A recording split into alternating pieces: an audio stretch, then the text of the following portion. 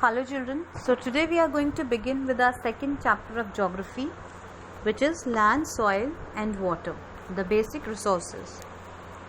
First we will study about the land resource. Land is a basic resource. Nearly 1/4 of the earth is occupied by land. Most of the continents are located in the northern hemisphere. Land is not flat everywhere.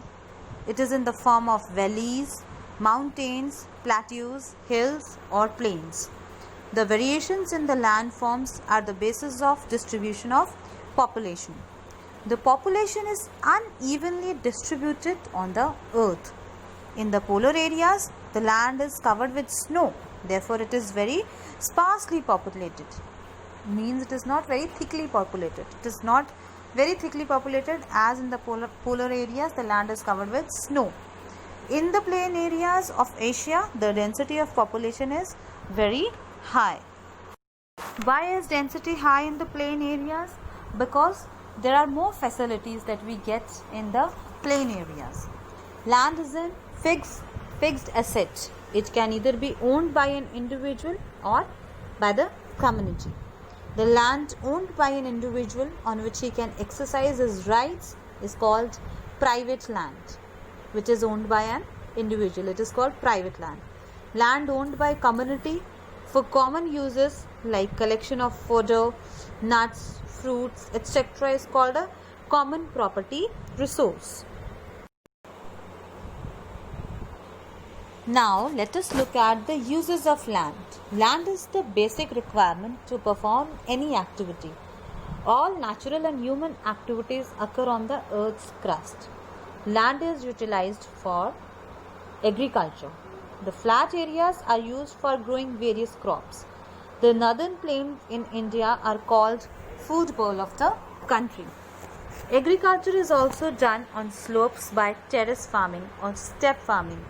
This we have done in our previous classes also. What is terrace farming and what is step farming? Agriculture which is done by making terraces or slopes, that is called terrace farming. Next use of land is human settlements. Land is a basic requirement for constructing houses. Groups of houses form hamlets. Similarly, villages and cities develop on plain areas. Why on plain areas? Because they get better facilities in the plain areas. In mountainous areas, the settlements are small and clustered. Clustered means in a group. Next use of land is forestry.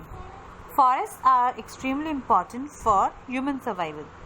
They absorb carbon dioxide and give oxygen. They are a source of various medicines and biotic resources. Lumbering is a common activity in various parts of the world, such as the parts of Europe and Asia. Now, what is lumbering? It is cutting or felling of trees. Wood is used as a fuel in forested areas. The next use of land is mining. Many areas, especially the plateaus, are famous for mining activities. Iron, magnesium, etc. are mined for manufacturing of various goods. Most of the mineral-based industries are located near mineral deposits. For example, the iron and steel industries are located in Orissa because the state is rich in iron ore deposits. So that is why the mining industries are located near the places where the ores of those particular minerals are easily available. So mining is also a very useful activity which is done on land. Next thing for which land is used is industrial development. Industries are an integral part of human settlements. Many industries are located near the places having plenty of raw materials, because for development of industries we need a good amount of raw material. So the industries are located near the places having plenty of raw materials. Many agro-based industries are located near agricultural belts and mineral based industries. Why near the agricultural belts because they are agro based, means which are based on agriculture for raw material, so that they can easily get the raw material. They are located near agricultural belts and mineral based industries, near mineral rich areas, because the raw material is easily available over there. For example, the cotton textile industries are located close to the cotton growing regions. Now, the cotton textile industries are located near to the cotton growing regions because the raw material is easily available. So, the industries are located at the places where the raw material is easily available. Next use of land is transport and communication.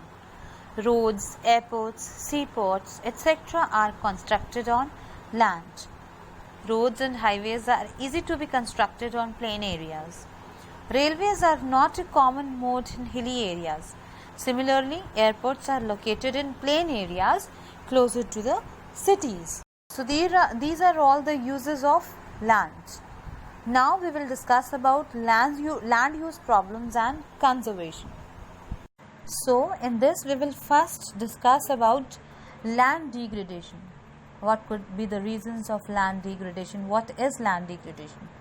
Land degradation is reduction of the fertility of soil or loss of top fertile layer due to natural or human phenomena.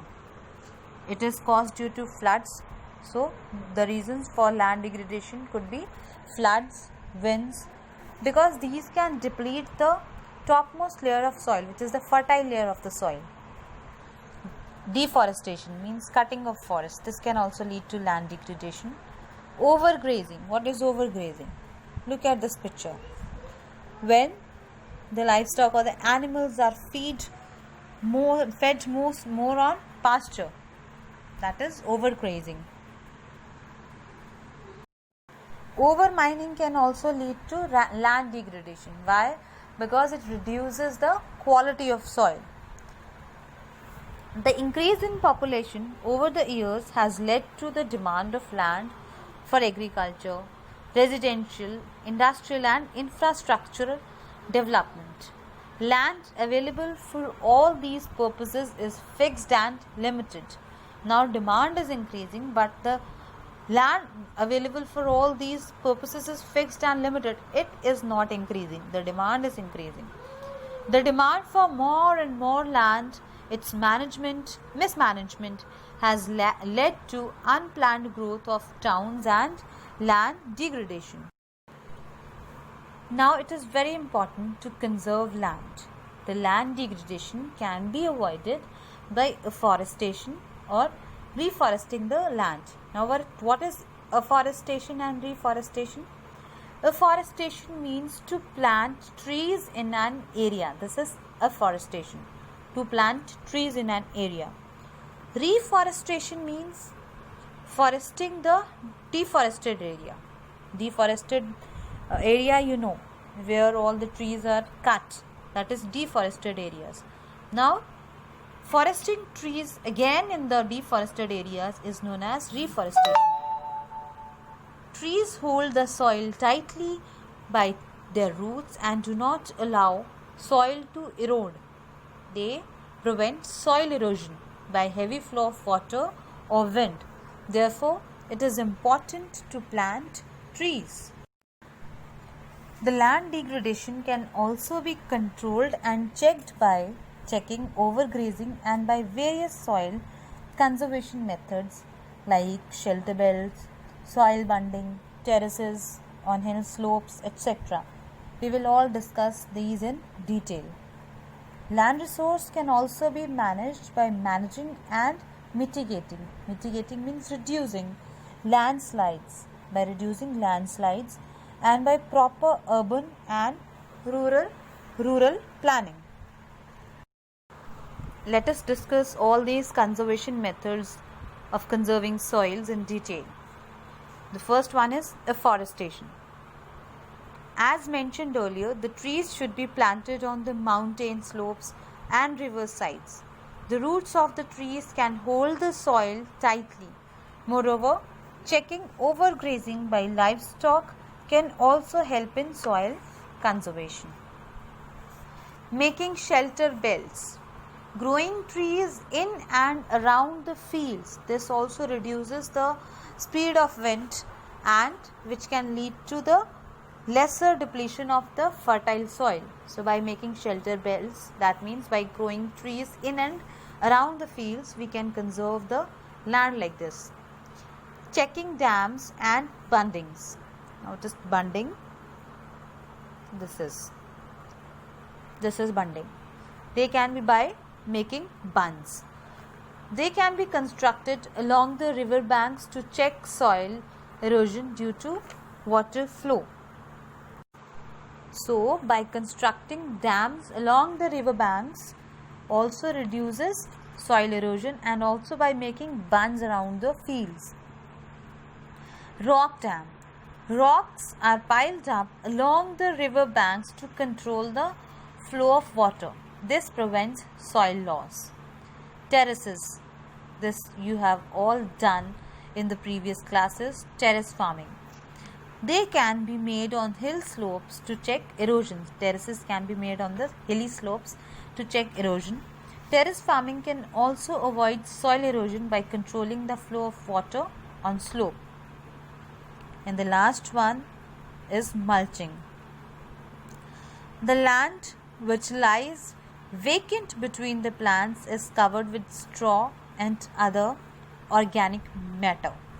This helps to retain the fertility of soil. So, mulching can also be helpful in soil conservation. Next, we will discuss about soil profile. Soil is the top layer of Earth's lithosphere. Lithosphere we have done in our previous class also. What is lithosphere? Soil is made of stones, gravel, minerals, dead plants and animals. Soil is formed by the weathering of rocks. You know what is weathering? Weathering is the breaking down of exposed rocks into fine material. Now, if we cut a portion of land like a piece of cake, we will find different types of layers of soil from top to bottom. This is called soil profile. The topmost layer of soil is called topsoil. It is made up of humus, that is organic matter. It is fertile and used to grow crops. Below topsoil is the layer made up of sand, clay and silt. This layer is called subsoil.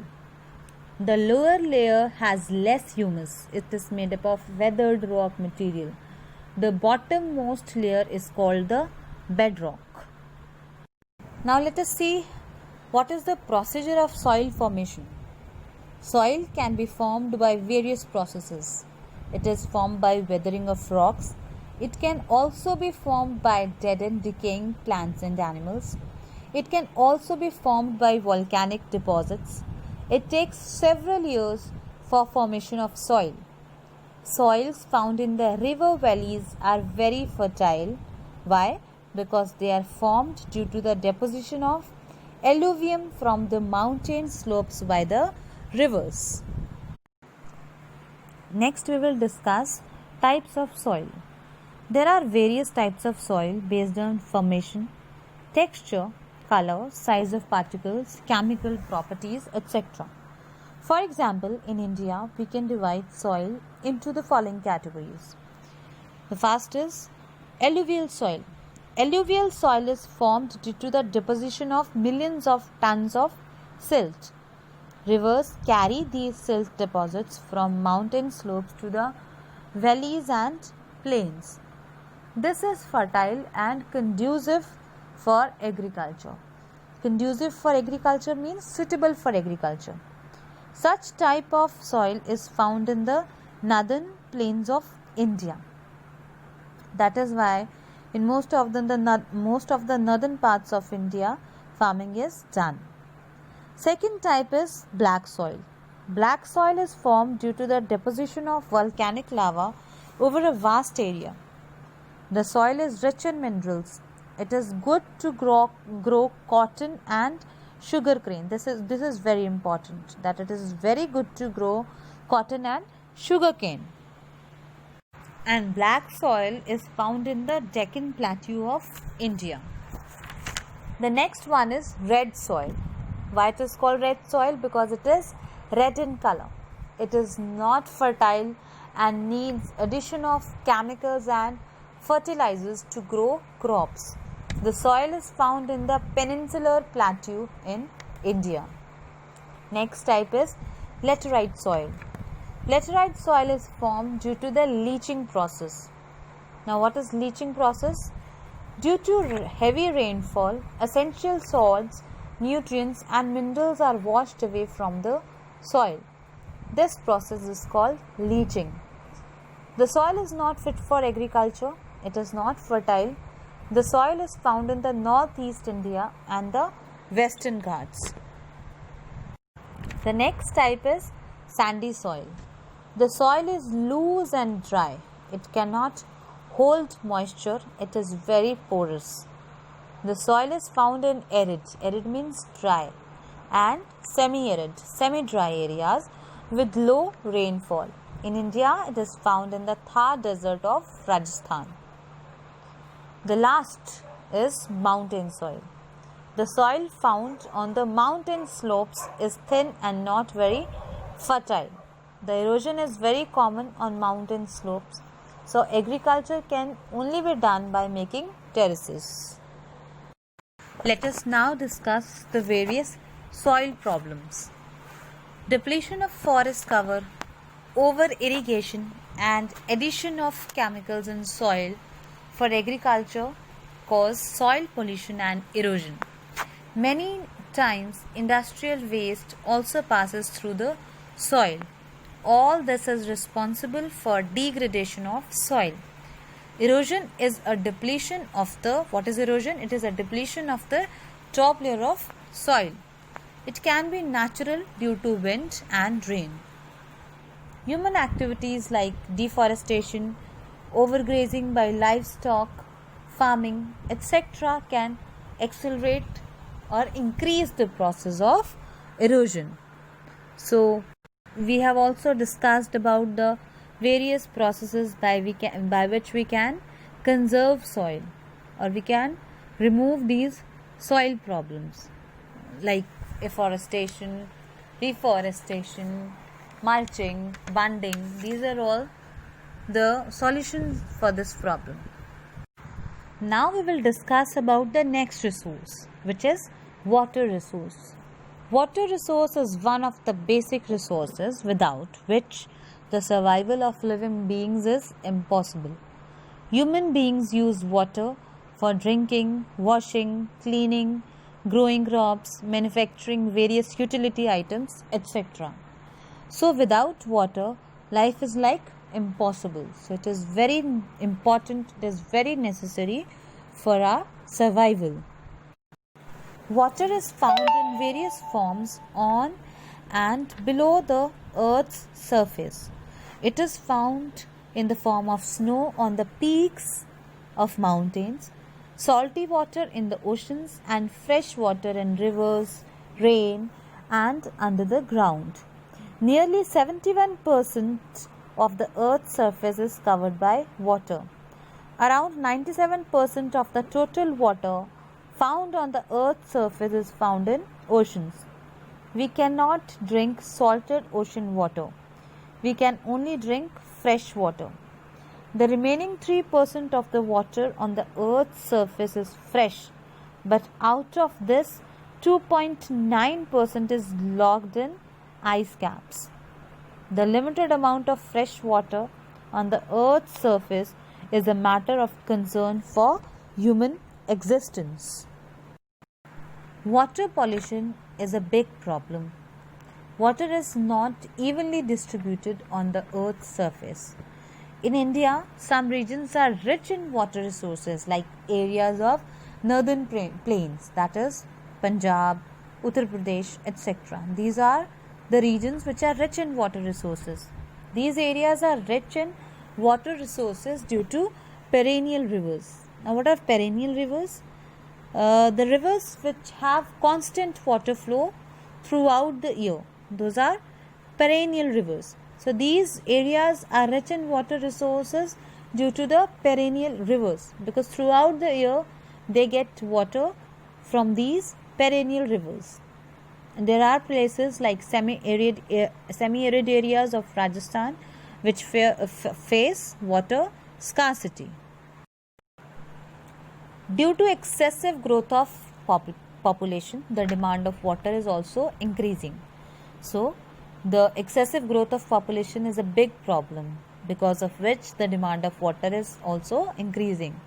This creates pressure on resources. The over extraction of underground water has led to fall in the water table level. Water bodies like rivers and canals are getting polluted. The industrial and agricultural discharge in rivers is causing pollution. Now, this is a major reason of water pollution. The industrial and agricultural discharge which is thrown in the rivers, this causes water pollution. The main source of fresh water in northern India is becoming unfit for drinking. The Ganga has a major river network in the northern India. Nearly 29 cities and 70 towns are located on the banks of river Ganga, like Allahabad, Varanasi, Rishikesh, Kolkata, etc. Nearly 1.3 billion liters of sewage goes into Ganga every day. Nearly 146 industrial units are located near the Ganga. The industrial waste contributes significantly in polluting the river. The Ganga Action Plan was initiated by Prime Minister Indira Gandhi in 1979. Besides lot of efforts by various government and non-government organizations, no significant improvement has been seen in reducing the pollution levels of the river. We have seen that what is the importance of water in our lives. So, water is an essential resource. Its conservation and management is required to develop and meet the future needs. So, we will see the various methods by which we can conserve water. The first one is rainwater harvesting. Rainwater harvesting is storing of rainwater before it reaches the aquifers. Aquifer is an underground layer of water. So, before it reaches the aquifers, we need to store the rainwater. It is used for drinking, irrigation purposes, livestock rearing, etc. This can be done by constructing artificial structures and on rooftops, etc. Next method by which we can conserve water is afforestation. Water can also be conserved by planting trees along the banks of rivers or hill slopes. The trees absorb overflow of rivers, so by this we can conserve water. Afforestation is helpful in conserving land also and also the water resources. Public participation and awareness is also very necessary for conservation of water. Even at the household level, we can save water by using a bucket for bathing, glass of water for brushing, and closing the taps when not required. It is important to generate public awareness about conserving water. Next method to conserve water is mulching along trees. Mulching of soil should be done along the flower beds and trees plantation because it helps to retain water for long time, and thus we can save water by mulching also. Checking canal leakages. It is important to check canal leakages and cracks regularly. Canals should be properly lined to minimize losses by water seepage. Reuse of water or water recycling can also help us in conserving water. Water used in industries can be reused for cooling purposes. Similarly, water used in households can be reused for cleaning, washing, etc. So with this we have finished our chapter. We have studied about land resources, conservation of land, water resources and conservation of water. So with this we come to an end of the chapter. Thank you and enjoy good health.